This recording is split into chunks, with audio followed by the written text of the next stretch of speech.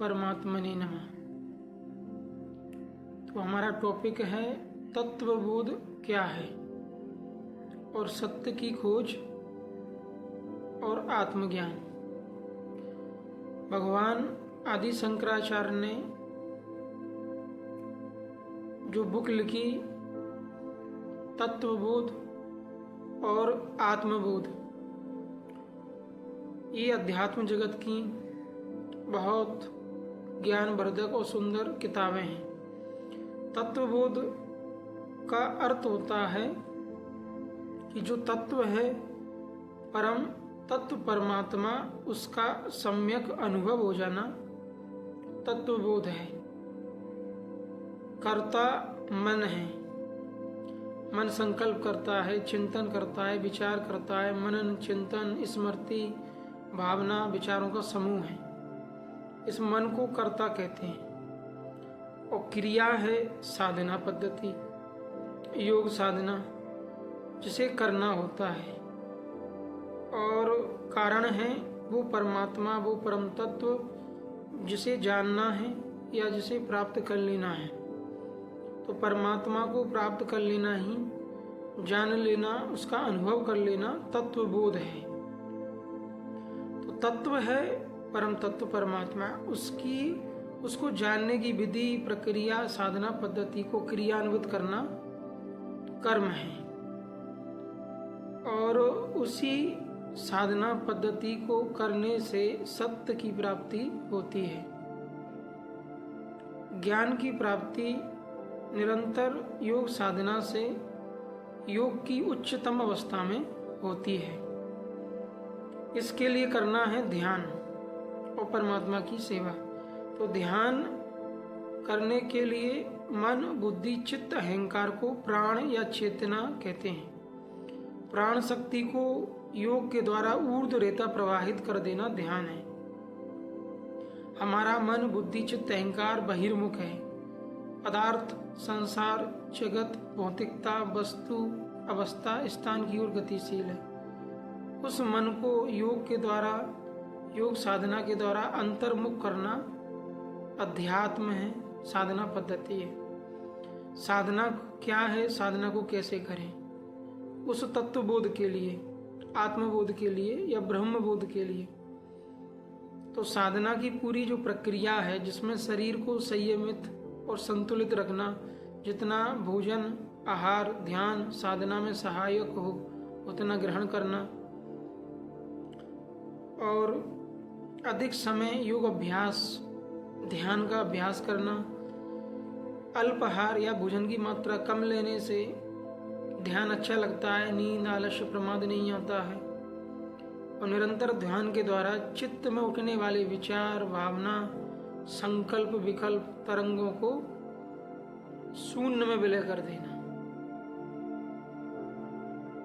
ध्यान करने के लिए एक शांत जगह हो, जहाँ शोरगुल, कोलाहल ना हो, और एक आसन आप अपना बना लीजिए और वहाँ निरंतर अभ्यास कीजिए। 4-6 महीने के अभ्यास से वो जगह सिद्ध हो जाती है। जब वहाँ आप ध्यान करने बैठोगे तो स्वाभाविक आपका मन ध्यान में लगने लगेगा, ध्यान में प्रवाहित हो जाएगा। जब साधक का गहरा ध्यान लग जाता है तो चित्त में संकल्प, विकल्प नहीं होते, भावना, विचार, चिंतन नहीं आते, चित्त शांत प्रवाहित हो जाता है। उससे पहले चित्त में राग, द्वेष, काम, क्रोध, लोभ के विचार होते हैं। आलस्य, निद्रा, प्रमाद होता है। ध्यान में बैठे तो नींद आने लगी, आलस्य आने लगा, पुरानी बातें याद आने लगी, मन इधर उधर भागता है। लेकिन महर्षि पतंजलि कहते हैं अभ्यास वैराग्य वृत्ति तन्निरोधा, कि बार बार अभ्यास करते करते एक दिन आसन सिद्ध हो जाता है। आसन से मतलब मन जो है वो परमात्मा के जप में, ध्यान में सहज लगने लगता है। अभ्यास निरंतर करना है। जब आप शांत बैठ के मन को मान लीजिए ओम के जप में लगाते हो या किसी और मंत्र का जाप करते हो, तो आपका मन पुराने विचार, पुरानी यादें, पुरानी स्मृतियों में बहने लगता है। बचपन में जो काम किए, स्कूल कॉलेज में जो पढ़ाई की, उस समय जो किया, वो सारी स्मृतियाँ तेजी से मन में आती हैं। और कभी नींद आ जाती है, कभी शरीर भारी हो जाता है, कभी आलस्य आता है, ध्यान करने का मन नहीं करता है। जब ध्यान ही नहीं करोगे तो चित्त का निरोध नहीं होगा, विलय नहीं होगा, तो तत्वबोध नहीं होगा।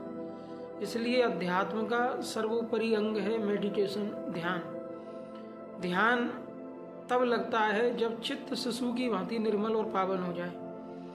तो मन को निरंतर ध्यान में लगाने के लिए हमें सद्गुरुओं के सानिध्य में जाके सेवा करनी होती है।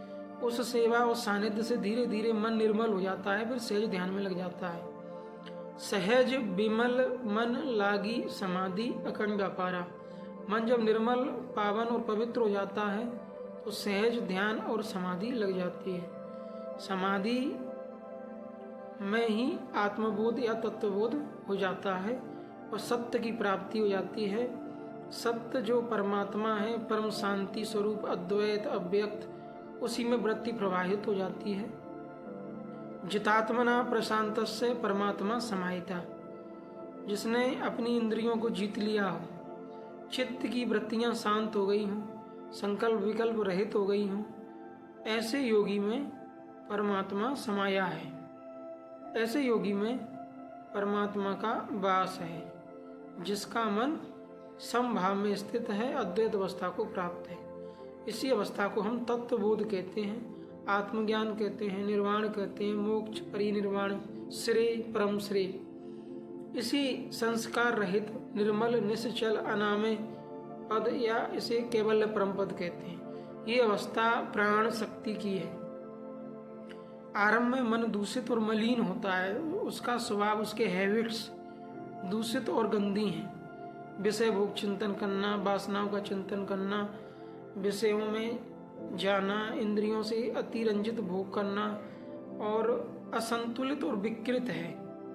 शरीर, मन और चेतना असंतुलित और विकृत है। इनका संशोधन करना अध्यात्म है, इनका शुद्धिकरण करना, जो योग साधना और ध्यान से होता है। ध्यान के बारे में इतना कुछ कंटेंट यूट्यूब पर अवेलेबल है, लेकिन ध्यान को प्राप्त करना इतना आसान नहीं है।